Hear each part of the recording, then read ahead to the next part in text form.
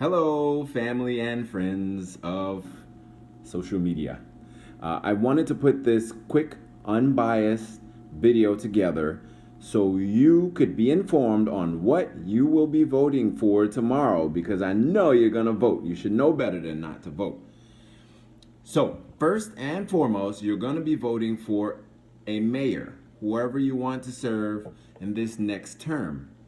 We have currently a Democrat by the name of Mayor de Blasio. I don't know what you feel about him, but he is running again. Then the next runner-up is a Republican, and her name is, she's a Republican from Staten Island. She's half Cuban, half Greek. Malatakis, I believe her name is. Excuse me if I have it wrong. She's half Cuban, half Greek, but she only considers herself Greek Orthodox.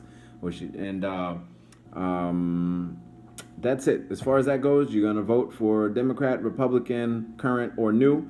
Then you have on the back of your ballot, you're going to have three proposals, three props that you're going to be voting for. They're on the back of the ballot. They're always on the back of the ballot.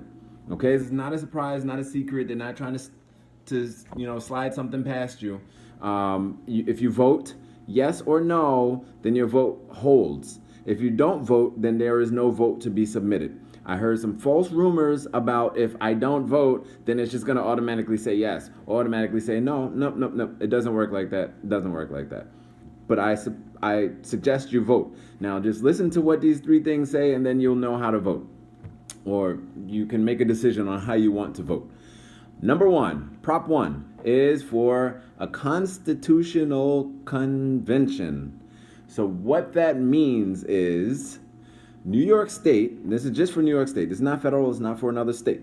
New York State has its own constitution, has very important things in there on how they want, how New York should handle law, how New York should handle everything that goes on within the bounds of New York. Whatever's not in our constitution will be handled by the federal constitution. So if we don't have it covered in our constitution, whatever the president or current president, future president, whatever changes will become effective in our state as well. So but we can block that or alter it, whatever, with our own constitution. So every 20 years, we vote for a constitutional convention. So that means you vote on if you would like to have the Constitution reviewed again.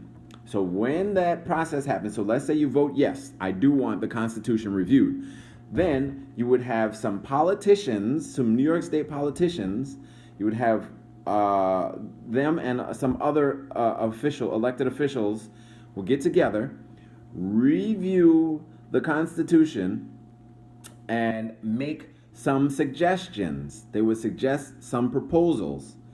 Those suggestions would then come back to you as a voter. And you would read every single one of them and say, all right, well, they want to do this. I vote yes. I vote no. Then they want to do this. I vote yes. I vote no. Now, how they come up with what's going to change and how it's going to change, I don't know. Now, I don't know that one.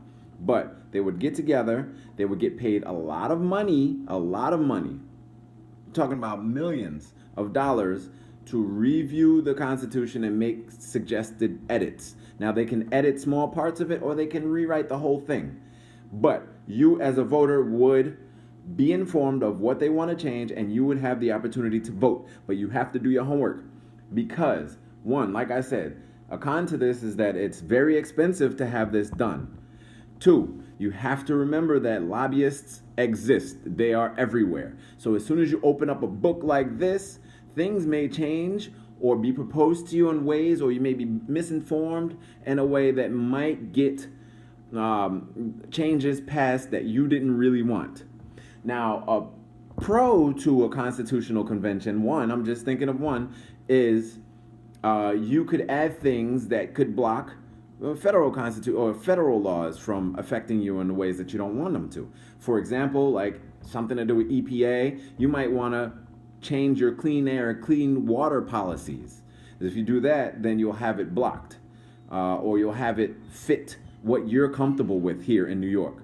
So that's a tough one. All right, we're rolling on 5 minutes, so I'm gonna roll to the next thing. Proposition 2, or Prop 2, is: do you think that public officials, meaning judges, meaning officers of the law, public officials that receive pension should have their pension removed or altered if those individuals are found guilty of certain federal crimes? I know what I think, but so you're going to vote yes. I would like individuals that receive pensions to have their pensions altered or removed or lowered if they're found guilty of convicting a federal crime. Okay, that's Prop 2. That's an easy one. Prop 3.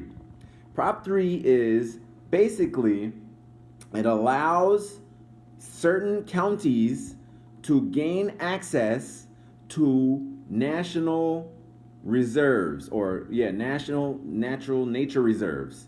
So we have land. They're saying 250 acres of land is a nature reserve that could be up for grabs. They're saying for safety purposes. So, for example, if you have a highway that goes straight, but then it makes a sharp left and then a sharp right to go around the nature reserve, they're saying that that's not safe. They would much rather make the highway go straight. So for instances like that, they would then take some of that land so they can go straight. They would also then have to put lights and maybe some gas or telephone lines or whatever you need to make that highway a normal highway but go straight through the nature reserve. They would add all of that stuff, and then whatever land they take, they would go find another land. So if they say they took 50 acres of land to do that, they would go find another 50 acres of land somewhere else and then consider that a nature reserve until they need that land. But anyway, also they're saying there are some counties that may not have clean drinking water. So they're going to allow those counties to then go over to the nature reserve and dig and get some water from there so they can have clean drinking water instead of the contaminated water that they contaminated. I feel one way about it.